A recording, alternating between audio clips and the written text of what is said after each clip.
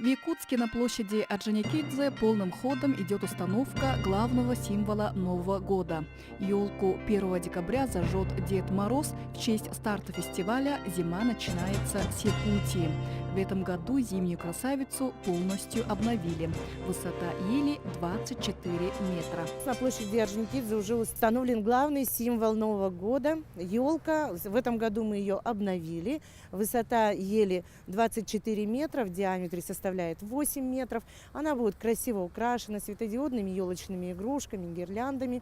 И я надеюсь, что в этом году наше театрализованное представление «Зажжение елки» вместе с нашими горожанами и сказочными персонажами будет очень интересным и насыщенным. С 25 ноября по 2 декабря в Якутске пройдет фестиваль «Зима начинается с Якутии». Именно Якутия первой торжественно встречает зиму, и для участия в этой встрече приедет Дед Мороз из Великого Устюга.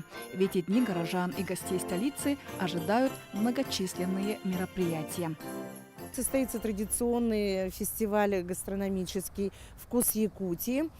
Помимо этого пройдут выставки, ярмарки. Меховая ярмарка «Тепло Якутии», ярмарка туристских маршрутов «Саха-Тревел», спортивные соревнования по Северному многоборью. Будет много также локальных программ в округах нашего города. Ну а мы ждем наших горожан на нашем самом главном празднике, праздник Строганина, 2 декабря. В рамках фестиваля «Зима начинается с Якутии» республику посетят делегации Японии, Канады, Болгарии, Монголии, Казахстана, Белоруссии и других стран, а также представители регионов России. Наталья Колесова, Гавриил Дичков. Новый день.